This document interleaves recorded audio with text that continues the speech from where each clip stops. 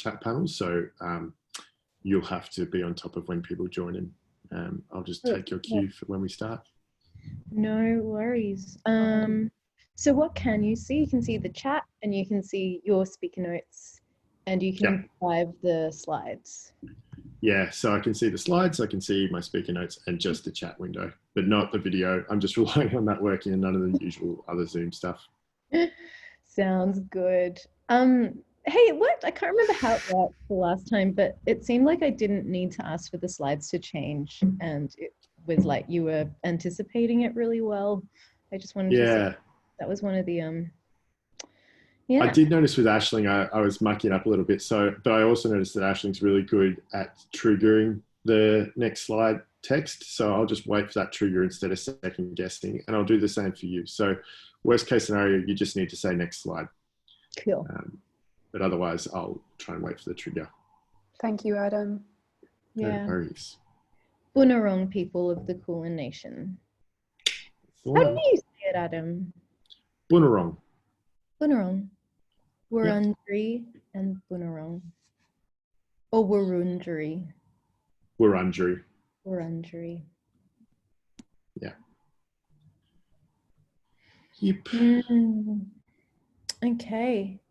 Good luck, everyone. Good luck, friends. We nailed it. So we nailed the practice. It's all good. How do you get a cue that everyone's joined? So I need to broadcast first. Do you guys see this, like a little orange thing over it saying like a big, like need to broadcast? So once we broadcast it, for me, the only place I see it is at the bottom in the participants thing. It just kind of ticks up, I suppose. Gotcha. That's good to know, because I was like just sitting here, not seeing it in the interface going, is someone listening in that shouldn't be yet? So they're obviously just getting like a waiting room at the moment. Yeah. They're on. Yeah, cool. Oh, weird. I'm getting a Zoom notification on my phone. I don't understand. Oh, it's asking me to join this fucking webinar. That's weird. Ignore. Okay. So off goes my Slack. Oh shit, should I leave it open? But it might boop. I'll just use it on my phone. Yeah, I'm going to quit mine as well. Yeah, cool. Ash, is it okay if we just chat on the chat instead of the Zoom? Yes. I mean, on the Zoom chat instead of Slack? Yep. Excellent. All right, people. Are we ready? Aye, aye. Aye, aye. Ready, spaghetti. All right. 3, 2, 1.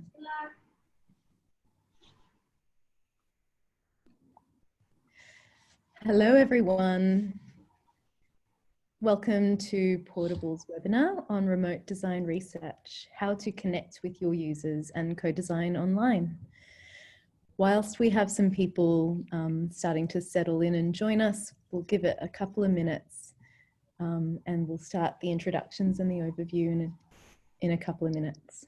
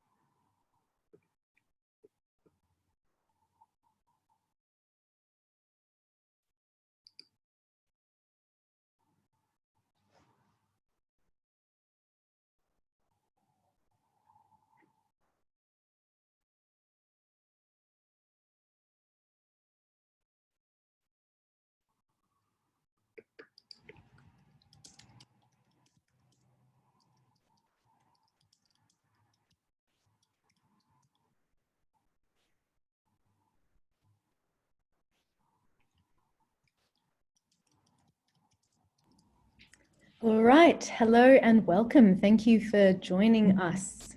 This is our second go at a Portable webinar on remote design research, how to connect with your users and co-design online.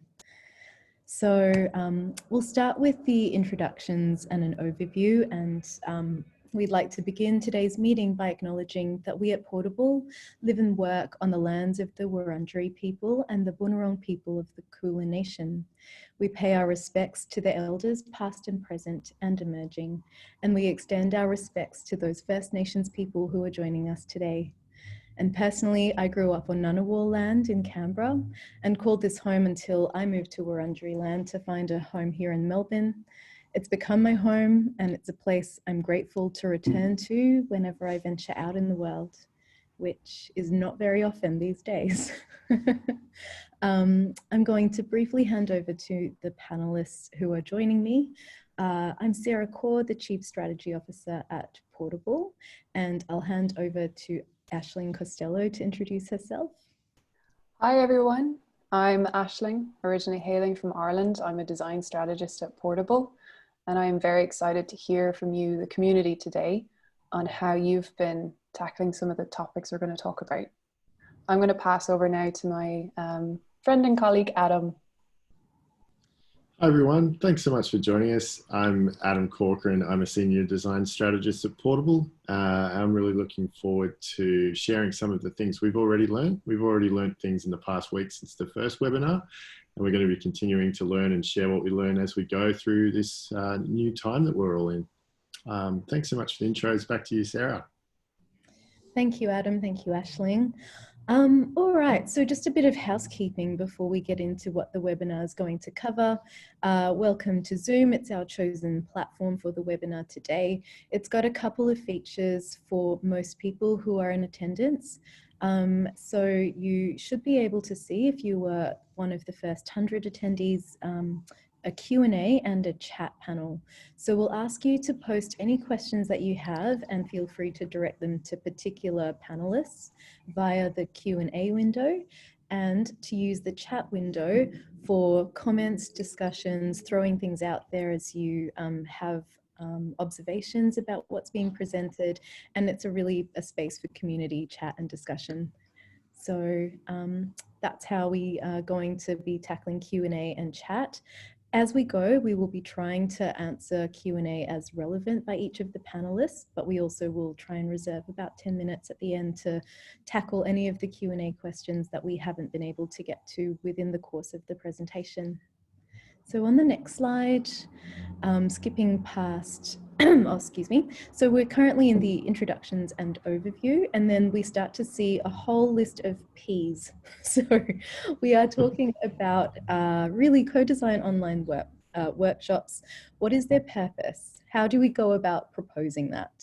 Who are participants we might want to have? What kind of planning do we need to do? How do we put it all together? What are we talking about when we say pulling it off? What happens post an online co-design workshop? What are some key principles and takeaways that if you don't walk away with anything else, you at least get to take away some really handy tips? And then we'll be going into the Q&A.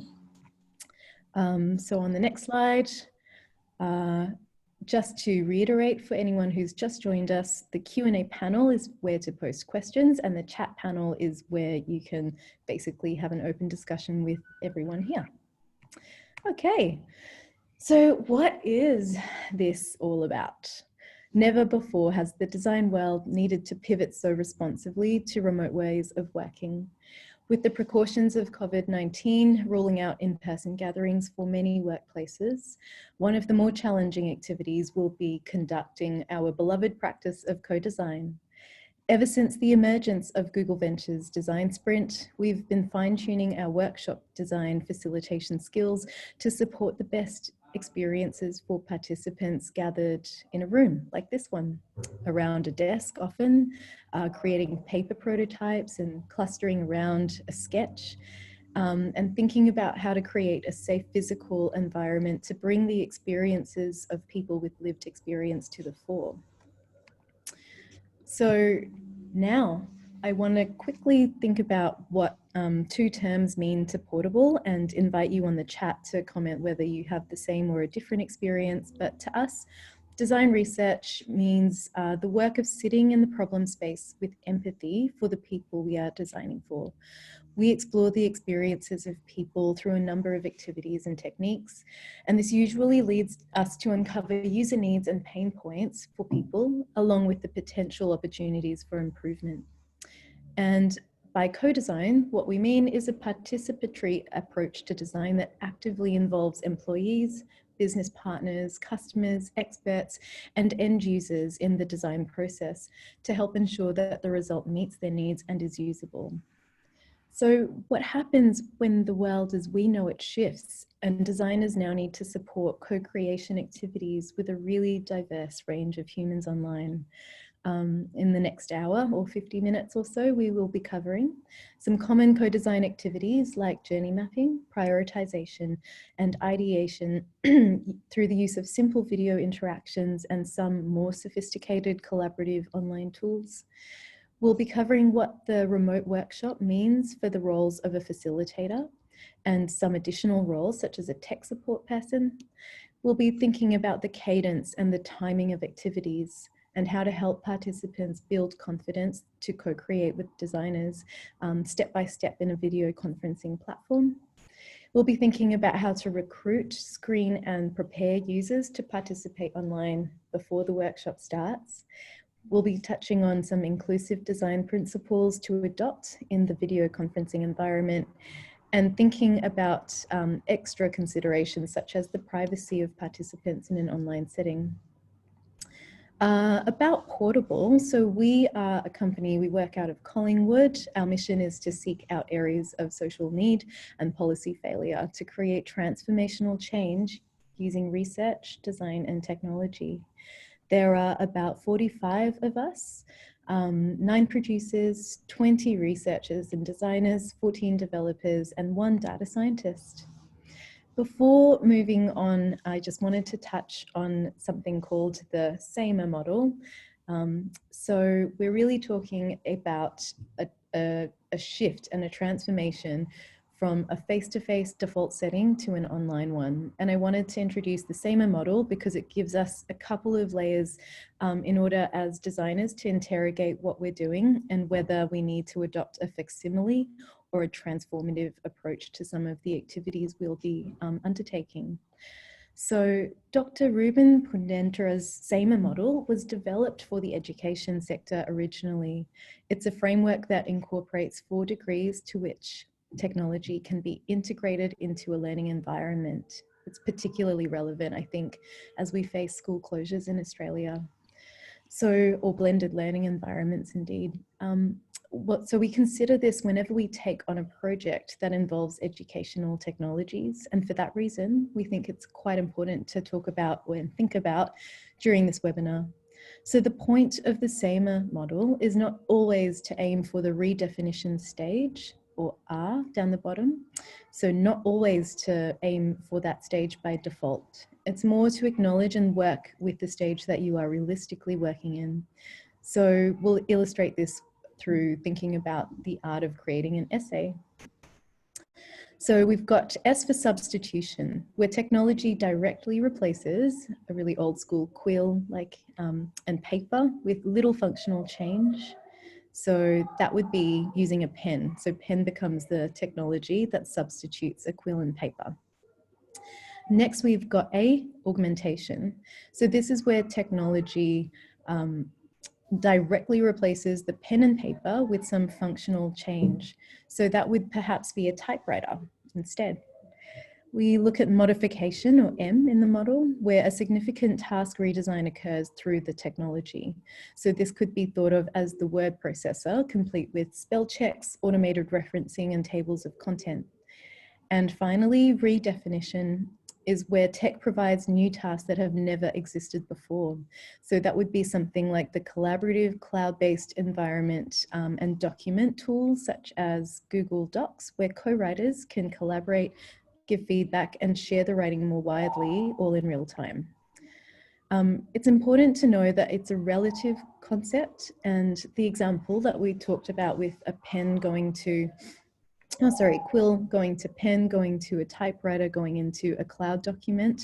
It really could start with the humble word processor, but end up with an online and interactive citizen journalism platform. It can really be so transformative and important to think about. And we think that this model takes a really optimistic lens for the current challenge that we're faced with. So from remote working, what tools and techniques could put us further towards the transformation end of the spectrum? That's kind of the current question that's occupying a lot of portable designers at the moment. On the next slide, why are we sharing this now? Definitely it's about COVID-19, but I don't really want to speak too much about it.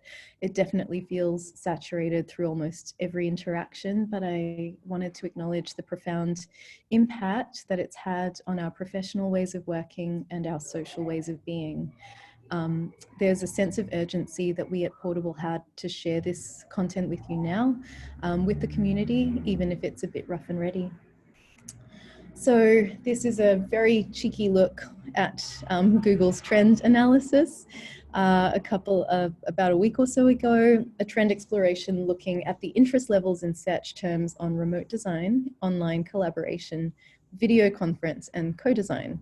So you can see that there's a really massive spike in recent days, which I entirely expected for remote design, online collaboration, and video conferencing, but I was, pleasantly surprised that co-design is also taking a lift. I don't know why exactly, but I think it's starting to shift to many of the practices, not only for co-design workshops, but in exploring a co-design workshop, we're able to explore the practices that we need to shift into for meetings in organizations and teams where you don't have easy access to a whiteboard to simply scribble things on anymore on a physical wall. We think that there are many opportunities in co-design and in remote working. So the epitome of the contextual research is speaking to people in spaces they feel most comfortable in. And there are even some tools that might be able to be leveraged and thought about using the same model that provide better experiences and outputs than the face-to-face alternatives. We also have the potential to reach people who wouldn't normally sign up. I do want to acknowledge that it's a double-sided coin, because going online, you might definitely be not able to reach everyone that you normally can. I think there's a tendency to, first of all, think I only can work now with digitally savvy people or tech savvy users, but we want to actively challenge that.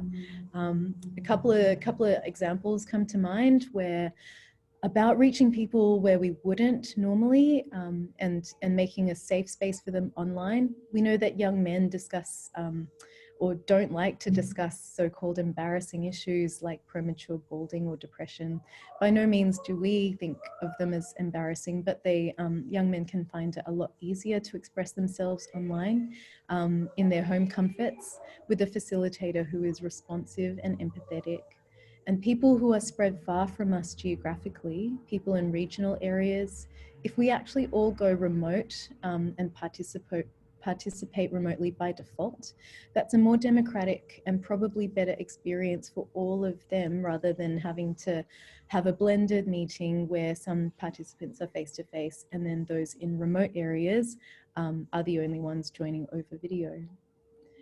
So let's always think about how to challenge and be creative about thinking about how to make online and remote participation possible.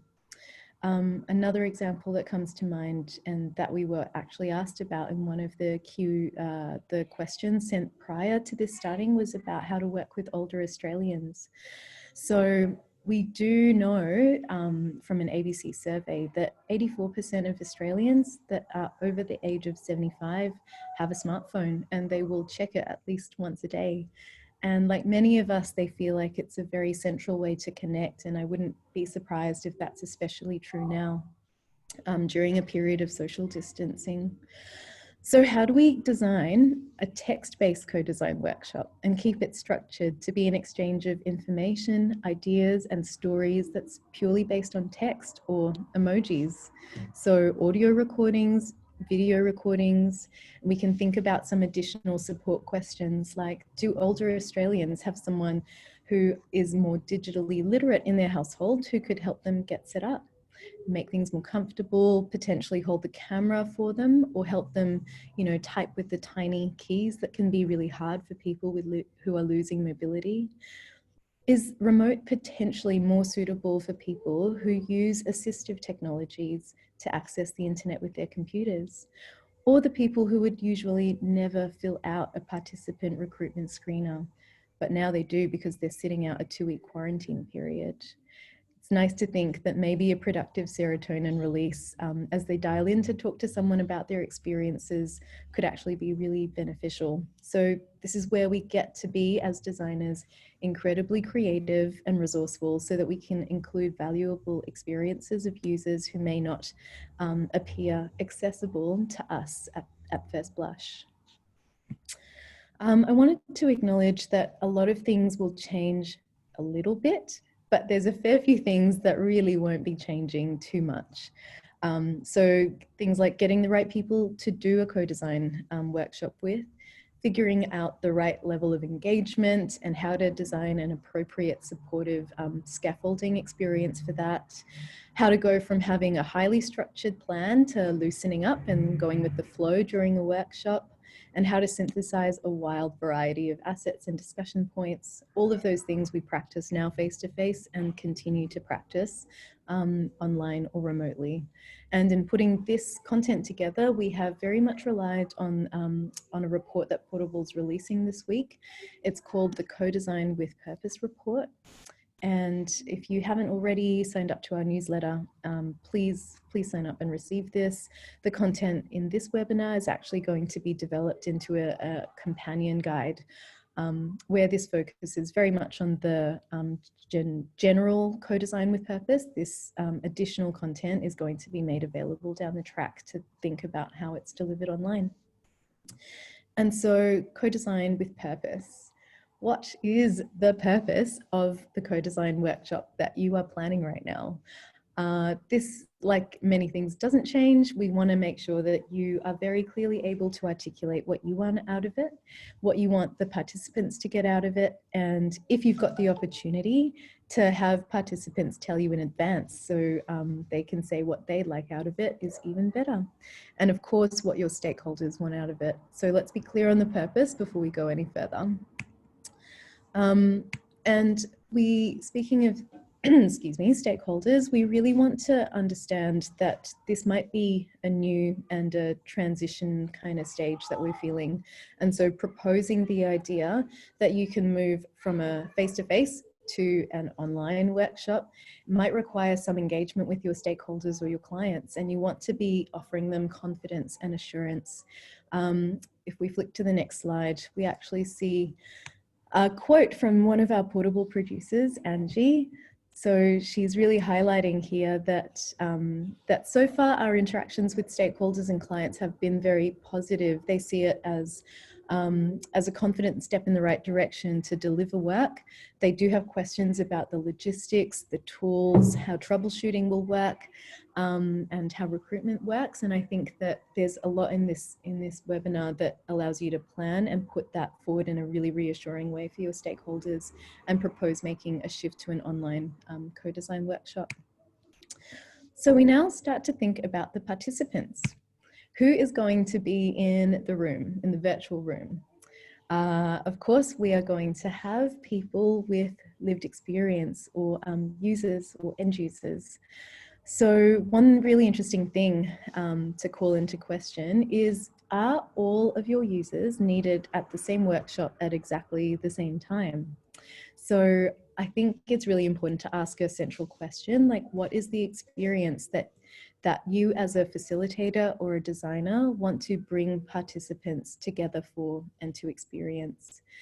For us, and looking at co-design, the value is in its mix of ideas and discussion viewpoints, and seeing that as very beneficial, because the discussion and the various perspectives that all of the users and participants hold can help each other hear different points of view, help build empathy for yourself and them, help to gain insights about the various possibilities, and these are all really crucial elements, I think, in collaboration and then being able to move forward into co-creation. So if we think about collaboration being a central point about bringing people together, one of the things we still have to ask ourselves is the best way to do this by having multiple people in the same room and in the same space at one time? Could actually we think about space and virtual spaces being a mindset? So could we think about the thoughts of participants being articulated at different times by individuals in things like diary studies?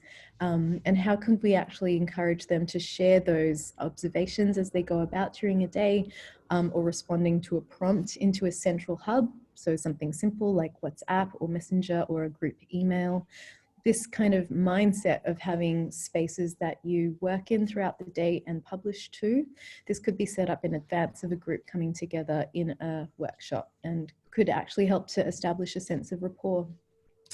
So as well as users, we'll have subject matter experts. They could be brought in at different times to inject confidence in a subject, also to co-create a specific thing that's particular to their domain, or to provide feedback to participants on how their ideas may or may not be feasible. So for example, what a lightning talk does in a design sprint, or citizen speed dating in a government lightning decision jam. We also have the possibility of inviting stakeholders, and often they do want to be involved. One of the things we would recommend is not having them observe. I think there's a particular, it could be very easy for stakeholders simply to observe a workshop over video conference instead of participating. But just like in real life or face-to-face, it can be a little bit threatening to have the sense of being watched as a participant. So we'd invite you to ask them to be helping the participants or helping you scribe or document. So now we start to talk about our team, the team delivering and planning the workshop. So we have a facilitator. We understand that very well, but this facilitator will also be playing a couple of other roles, or have another couple of facets. So they will be playing a presenter and a moderator. So just in real life, you are hosting the meeting, you are creating a safe environment, and this means that we'll maybe be able to learn a few tricks from online forum moderators. So tricks like looking out for antisocial behaviors in chat threads, or verbally or even visually, as participants have audio and visual kind of participation. So these facilitators typically have the deepest understanding of the activity, of how they'll be run or how they'll need to be hacked to run to achieve the desired outcomes. Facilitators will be able to pivot and to respond to events in real time and give guidance to the other participants and facilitators. We think, or we'd recommend, there's another role of a scribe, and depending on the level of comfort a client or a stakeholder who wants to participate might act as a scribe. A scribe is helpful for also responding to questions and answers throughout a webinar or a chat scenario in a workshop. And they're really responsible for scribing down and making sure they're capturing discussion points and assets. And of course, technical support, because not everything will go right the very first time around. And we've got a couple of slight rule of thumb suggestions for how many of these different roles you might want to have depending on how big your workshop is. And finally, when we think about participants, we want to stress the point about being inclusive, stressing inclusivity and not exclusivity. We take inclusive design very seriously, and we remember that it's our job to make the service or experience accessible to as many people as we can, or to as many people as our clients really want to reach and support. For Portable particularly, we work a lot with government at the state and federal level, and usually that means that our users come in all shapes and sizes and backgrounds and circumstances and identities, and that many of these factors may be quite fluid, especially right now. Some things that you can do to have to be more inclusive for participants is to consider time zones, timelines, and time constraints. To think about using low bandwidth tools, so being able to switch off video if you're having trouble streaming or not enough bandwidth coming through. To think about democratic participation, so relying on the principle that if it's going to be remote, all participants are remote, to keep it quite democratic, allowing people to use their own devices where they feel comfortable, and remembering that designing for accessibility is very deep and very big, and you don't need to feel like you need to have everything nailed to begin.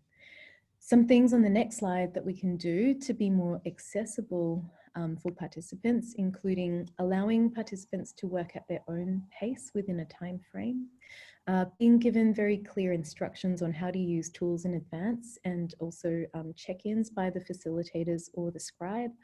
You might even want to think about leaving the instructions up on your broadcast channel, and also as alongside the instructions, thinking about having an example of the completed activity in order to show them what they're working towards, and also show what contribution looks like. So show that they might be contributing through text, through a collage, and not being afraid to take your time to thoroughly explain that. So I think that finally we want to talk a little bit about where to find participants, all of the usual channels, I think, and a couple of extras. We wanted to call out our recruiters like Focus People or Farron if you're working in the Melbourne or Australia zone, and increasingly crowdsourced tools such as Usability Hub and DScout will allow you to find participants who are already online. And on the next slide, it's been really interesting to see how recruiters have also been picking up and responding and saying, yes, we have people who are really willing and ready to do this online. And they can use Skype, Google Hangout, WhatsApp, Zoom. People are already starting to change and be very open to this. On the next slide, we have things to consider when screening for participants. So ideally, we will have participants with a stable internet connection. Next slide. Access to a laptop or a desktop, and ideally a webcam and a mic. Some confidence typing using a mouse and talking to people over webcam. Let's face it, we're all, getting used to the new world of video conferencing, and access to a well-lit and relatively well soundproof room where they will have privacy, or at least not be interrupted by other people. Hopefully familiarity with working on their computer or having someone else around them who does, and a backup phone number is really important in case of a technical fault. Finally, a personal way to reach them, so over Gmail or any email account, and experience with document sharing is a real plus. Finally, an open mind and enthusiasm, because that's always amazing and we want to encourage it everywhere. And I'll throw now to Aisling to talk us through the planning stages of a code design online. Hi, everybody. I just want to say thank you to the people who are popping in some great questions into the Q&A. There's some really good thoughts that are coming through, and some of the questions we're going to actually talk about now, and that's in relation to what activities that we can run when doing remote design work. Alrighty, so planning. You have your stakeholder support, you have recruited your participants, and now you need something foolproof plan, because as we know, things often don't go as planned. So how do you create plans to mitigate when things go wrong? There are three key bits that seem to be the most important. Let's talk about timing. Let's talk about how, as a facilitator, you keep all of those virtual plates spinning and in place. When we run a face-to-face workshop, we often think about time boxing and making sure everything is to time so we don't run over, and we're able to achieve the quality that we want to achieve, and we make sure our participants are also achieving the things they want to achieve. It's no different when it comes to running an online or a remote workshop. But what might be important to include are frequent breaks, because Zoom calls get quite tiring, which I think is something we're all experiencing between last week and this week. So we're trying to strike a balance between shorter activities, frequent breaks, but also achieving those desired outcomes. And when we talk about desired outcomes, as Sarah mentioned earlier, when we asked the question, is a workshop the way to go? We're trying to figure out, what do you as the facilitator or the design team, what do you want to learn? What do you need to learn? What does your client need to hear? What do they need to get out of it? What do your participants want to learn, or what kind of experience do they want to have? What does good quality look like for them? And this is really important because we can learn a lot when we ask participants, what would you like to get out of this? And then help them reflect to say, was that achieved? Because if it wasn't, then maybe we can learn how to change how we created that workshop to achieve that desired outcome. Participant experience. A great question has come through in the Q&A on how you create that trust space, especially when it comes to vulnerable users. And one way that we do this in a physical workshop is we set up room rules that everybody collaborates to create. Things like don't overtalk people, respect points of view and opinions, especially when it's coming from a place of a lived experience.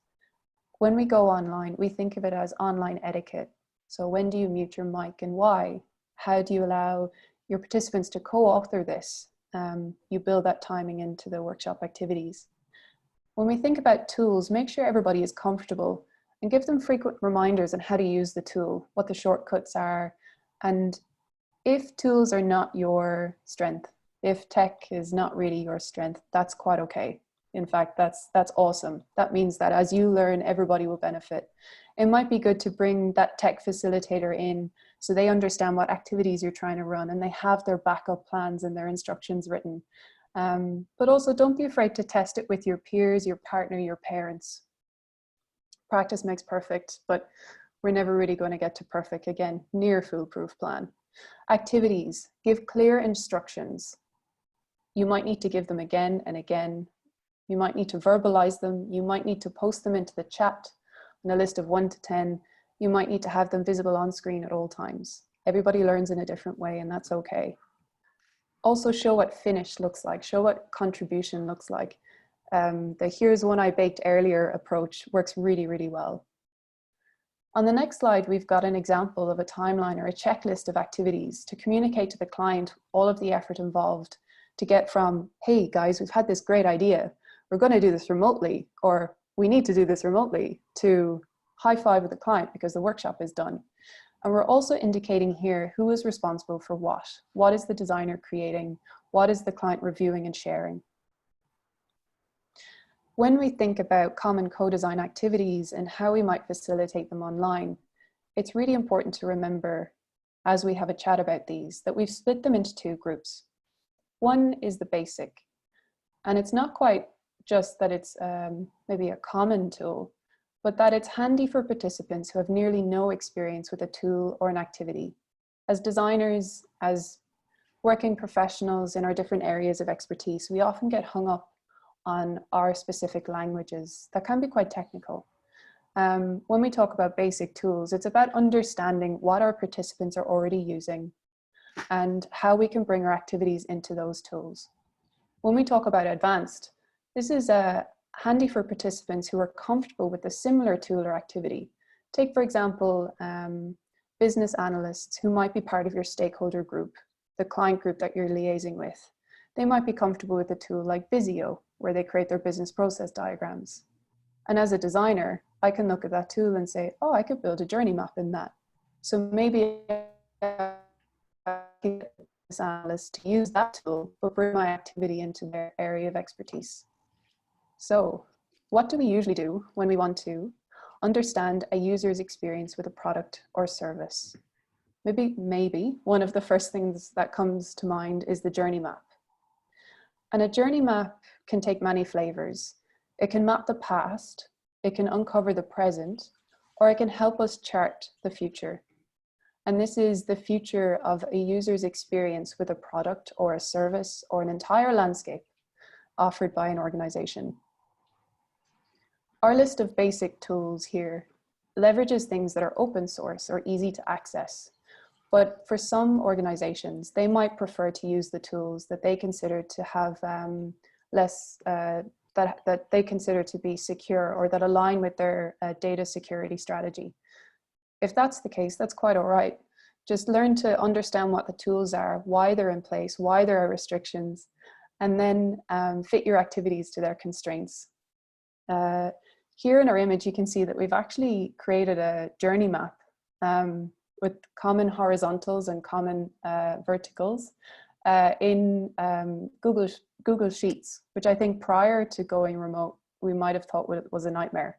But when testing this, it actually kind of worked out.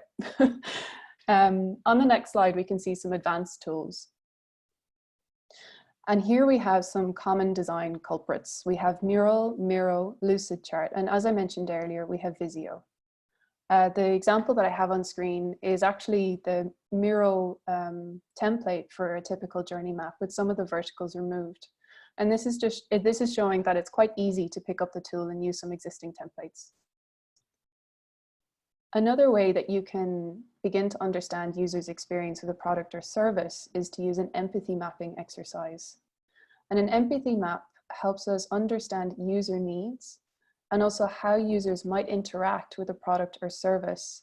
And they are especially helpful for uncovering insights when you interact with end users of the product or service. So not just the client or maybe some other people within the organization, but the frontline staff that are servicing the users and the users themselves. Here, our basic tools focus around asking the right questions of end users, with the facilitator, maybe in this case me, running the activity, filling in the empathy map myself, or setting up the activity for the end users to maybe annotate using a video call. So if you set up a Zoom meeting, you can annotate and a person could type in their response while on the call. This would require a bit more synthing on my behalf. Synthing is the process of taking those insights and creating that desired output and outcome from the activity. But then you'll see with our advanced tools, you get into a lot more participation, I guess, because they're adding their information directly into the tool.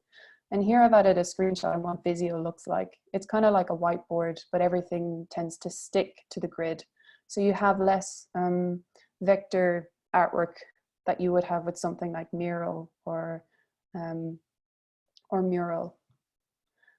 What do we usually do when we want to gather firsthand accounts of people's lived experiences? And the example that I have, the example activity, is called an anecdote circle. And if you haven't heard of it, I would highly recommend Googling this term and maybe looking at groups like Authentic Revolution to see how they facilitate different flavors of anecdote circles. What it is, it's a form of shared storytelling.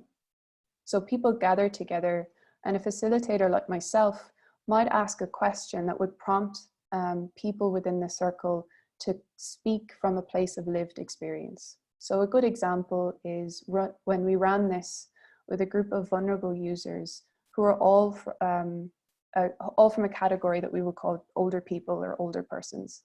And a question I might ask would be, can you tell me about a time in your life when you felt compassionate, or you felt compassion, or you benefited from the compassion of another person? And because of my framing of the question, I am prompting that person to respond from, oh yeah, I remember when I was such an age, this event happened. You can use techniques like playing back and reframing to bring some people's tangents back into focus so that you're still uncovering the types that you need to uncover to achieve that learning outcome. And it's also a good way to show that you've heard, you've listened, and you appreciate that person for sharing.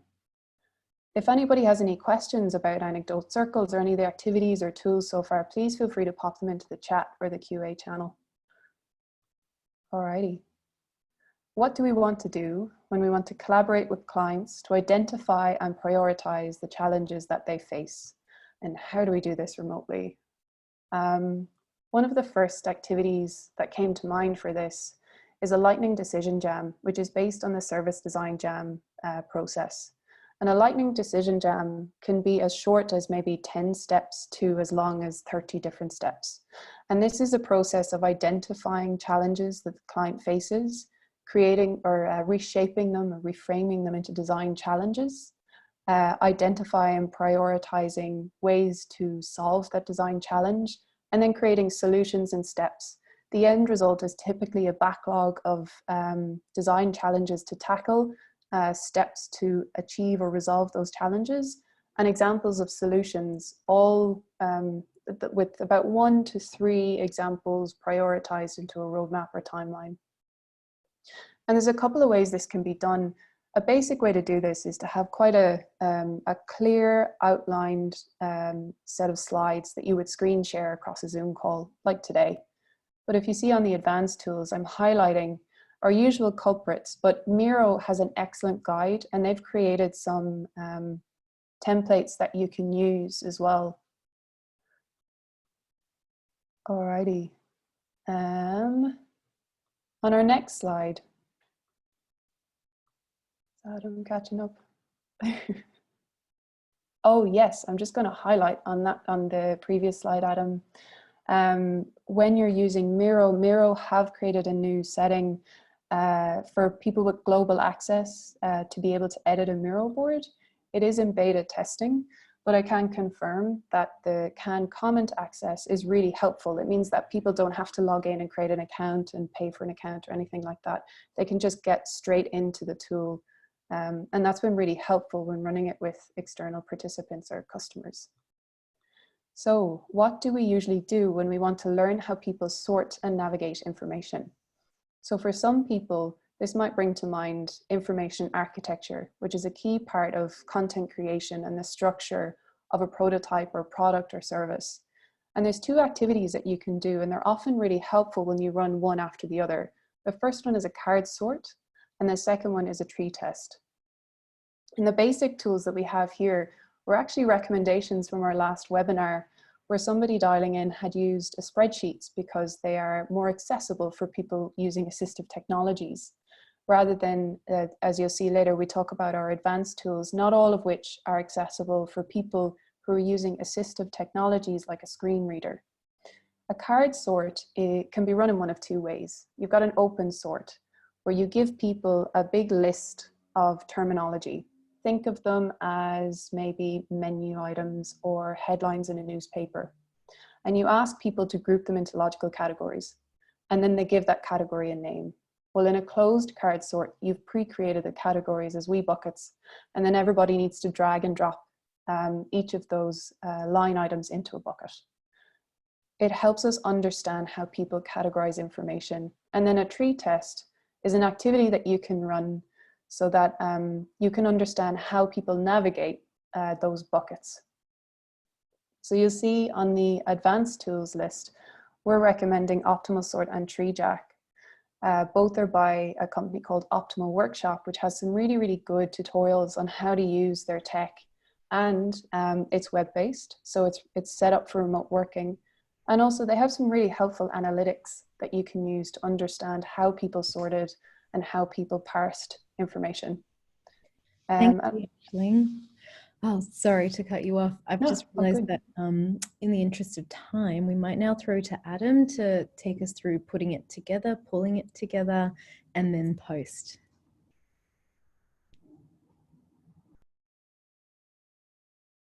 And Adam, I think you're still on mute. Thanks, Sarah. Is that better? Great. Great, thank you everyone. Thanks Aisling for all those great ideas. It looked like it sparked a lot of sharing on the chats as well. So I'm going to quickly whip us through putting it together and some principles before we take some questions from everyone. So of course, one of the big questions to start with is how are you going to furnish your room? So in the past, we've had to focus on how do we organize the space we're going to have people come into, how are we going to furnish it appropriately. Now it's about choosing the platform, and we've spoken a lot about tailoring the platform to the needs of the audiences that you're actually working with. And I think that's a really important thing. For us as designers now, one of the tasks that falls onto our plate is familiarization with a whole lot of tools. Maybe it's none of these ones that we've got on the screen here, and maybe it's as simple as WhatsApp or Facebook Messenger. or even Instagram and Snapchat will probably become things. I'm waiting to see the first person conduct a design meeting on the new House Party app, but I'm sure it's coming. It's also important to consider how people are going to interact with you if they're in their own homes. So they have to be really familiar with what's going to be displayed, what's happening in their background, and whether they want to even show you anything else that's important to your learning and how they feel about that. So consider the same sort of things as if you were doing contextual research in someone's home. Make sure they're really comfortable. I'm going to talk a little bit more about building rapport soon as well. But it is important that acknowledging that this is actually going to be the height of contextual research, where you're in a space with someone where they feel comfortable and they're able to be themselves. So that's a distinct opportunity of this way of working, I think, as well. A bit of an extension on this is about I guess a little sort of comment from the design lead and of the Northern Trust Corporation about the deep curiosity that we have as designers and getting as close to our users as possible. Where in the past it might have been them coming to your office for an interview, now it's actually pushed upon us that we may be in their home with them virtually, but able to learn a bit more about them as well. I'll whip through some of these other really quick, putting it all together points. One of the big ones I think is about empathy, humility, and humor. So it's always been a big soft skill task for us as design researchers to really build that trust and make people feel comfortable. If you're asking them to extend themselves to share something sensitive or something about their lives, why not show the example from yourself? So Aisling talked about what it actually looks like to deliver one of these things. That's a really important point. Maybe you send the video first and you show your vulnerability first. And I think that goes to a question we had in the chat earlier. Catering is obviously not an issue anymore. However, I think there's an important thing to acknowledge about the need for breaks and the need for food lifting mood. So keep in mind that you do need to still bring those breaks into place for people. Even as a company, Portable, we've instilled some food rituals. We have a weekly breakfast for our designers. We've got regular lunch meetings where everyone can just catch up. And when we're doing one-to-one catch-ups, that's a virtual walk around the block with a coffee. So keep that in mind as well. We don't have to forego our materials, props, and the other things that we often use creatively to have maker activities, but we may have to rely on people finding them in their own homes. There's a lot of household materials we can use, like pens and paper. There might be Lego lying around. And what other found items can we use and have on video with each other to represent different things that we're trying to learn from people? Lastly, I'll just point out about things that might be around the home. We can use things like magazines, just like we normally would, but think of reinventing collages. Is it a Google image search instead? There's the old rule of as well of if people need to go away and do an activity, maybe wait for the the ice cube to melt out of the freezer, and that's a good way to time your activities as well so they don't get too long. And I always like the idea of diary studies as well. So sending pre-packaged physical activities to people can be great, but what does that look like virtually? Is it touching base every day with an instruction and the ability for people to respond to those instructions as well? And of course, the importance of music. So when we shared this last week, we had a person agree, I totally agree with this as well, that music can be a great trigger or signifier of when activities are taking place and when they're finished. So are you hosting the music from your own computer as the host on the webinar, or are you just distributing maybe a Spotify playlist for everyone to use to get up their energy if they're doing a creative activity? So I think that's a really good one. And Kirsten in the chat said that it's a key mood setter. I couldn't agree more. I've got my favorite go-to Spotify playlists for the various types of activities that we run. So that's how we can kind of pull it all together. And just a couple of last slides before we run into the principles. I'm sorry if my voice is running a bit faster than usual, just trying to get all of our thinking across for you in the time we've got left. Not much different to when you're running a in-person workshop, but there are some tweaks to be made and some tests to be done. We highly recommend dry runs. We've done them for every webinar we're doing. And also, why not take the opportunity to reinvent some things here? So instead of the email invites that we spend time crafting and we send out to the participants and they've got clear instructions in them, maybe save some time, and the time you would have spent writing, do a pre-call with at least maybe 1 or 2 pre-calls to let people know about what technology you're using. Do some trial and error. see if everyone gets the features that are available. It's always important, obviously, I keep talking about the soft skills. Hosting yourself and hosting others is always a skill that remote design researchers will need to have in their pocket, even more so than when we were physical in-person design researchers. So keeping that in mind is really important. The good online etiquette, hopefully that follows from the things Ashling's talked about, and the report building that I've been talking about as well. And be really sensitive of timing. That's always a struggle for us anyway. We've all been in workshops that we've probably run ourselves that have gone over time, or we've had a learning about the timing that we've used. Making sure that you're just sensitive of that all the way through. Lastly, I'll just say that after the workshop, it's a great time to gather feedback, improve your approaches, sharing back the insights with people. I'm a big fan of distributing value back to your participants. So maybe sharing the tools you've used, sharing the frameworks. A lot of things out there now that we all rely on as design researchers are free. And I've often been in workshops where the participants have wanted to take up a tool and use it in their own world. And perhaps it's a great way to now pre-draft your prototype testing list. Are people from this workshop really going to be keen to do the prototype testing? It's a great way to get people on board. Just doing a quick time check, and I think I'm going to get us there with 5 minutes left for Q&A, but I wanted to talk about the principles that we have constructed as a result of this. They are open to change. They will be a living document for us to move forward with, and I'm sure we'll refine them over time in this new world of remote working. But of course, it's important to know and respect your participants and their comfort levels. And be mindful of the varying levels of digital literacy and apply that inclusive design principle, where it's not about catering to the most, it's about catering to the lowest level of ability to participate. So look at the edges of that curve and how can you make the workshop work for everyone, not just some majority in the middle. Looking at as well the relationship between co-design and user research. There is a nuanced relationship between them. And I think the considerations that we use for co-design online can also benefit how we do user research and vice versa. There's no one size fits all workshop. That's always been the case. And we're in a test and learn phase. Everyone will be. In fact, a little secret I'll let out, I'm always in a test and learn phase with the workshops that we actually conduct at Portable. I'm forever refining what I do. And I think it's worth having a bit of a open mind and brave mindset to going ahead with all these sorts of things. It's always going to work out better than you think it will. That's my experience of workshops. Be ready for plan B.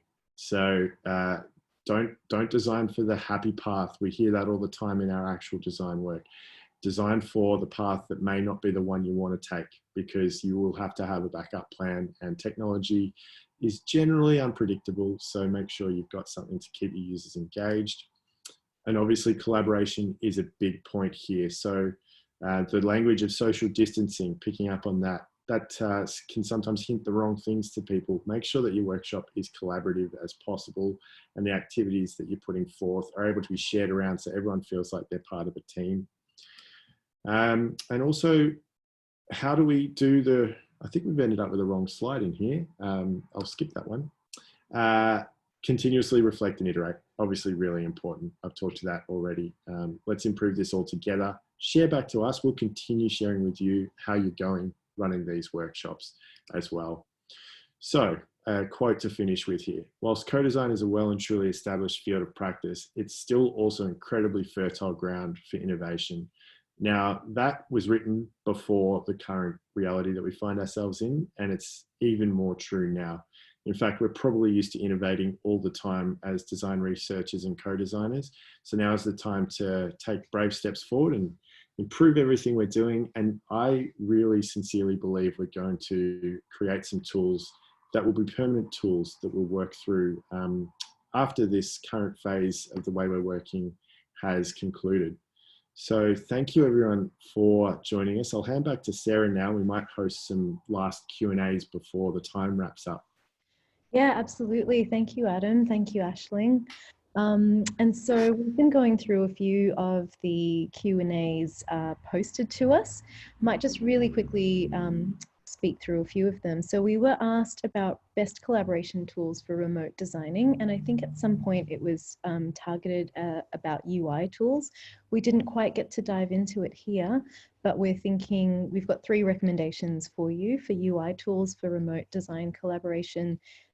Firstly, InVision, secondly, Sketch, and thirdly, Figma. These are all great, and they were in no particular order, by the way. We've tended to use all 3 at different times.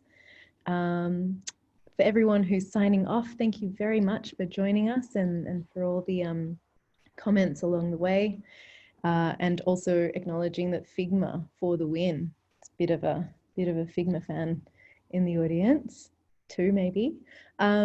We've also talked a little bit about the online trust building, and Ashling's touched on it already, but thinking about expecting that it takes generally more time to create the safety space, and establishing etiquette rules or room rules with the group is really important.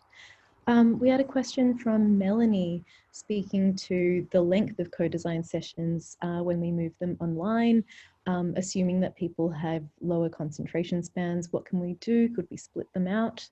And we've definitely found that things just seem to take longer online. And building in plenty of time padding, as well as frequent breaks for people to be allowed to step away from the computer and stretch it out. And potentially as well splitting via features like breakout rooms, so that you could get smaller groups of participants to be sharing instead of going in a round robin style, can also be something to consider. And a question about challenges, particularly when doing remote design work for private institutions and government institutions.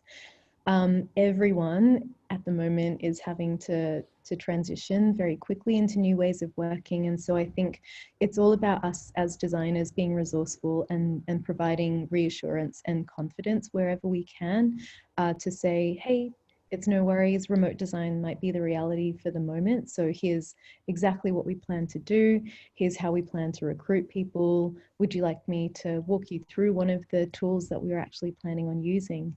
One of the things as well to acknowledge is that some organizations have strict rules about security and how and who they allow into their kind of IT infrastructure, and acknowledging that cloud-based technology may not be appropriate. And so I think, as with anything, it's really important to be able to ask early what the constraints are, and really work with your clients to determine and design the workshop early on that's going to be really appropriate. All right, I don't think we've had any other open questions to go through, but feel free to post them, and otherwise we'll probably be signing off in the next minute or so. A reminder, if you're not already signed up to the newsletter, we'll be doing more webinars, more events, releasing the Co-Design with Purpose report. I believe our next webinar is actually about accessing justice during the COVID-19 period, so watch out for that being announced as well. All right, Aisling and Adam, any other final words or tips, comments? From me, I'd just say thanks everyone for being such a collaborative audience, and obviously jumping yourselves headfirst into a remote meeting tool and using it so well with us. We really appreciate it.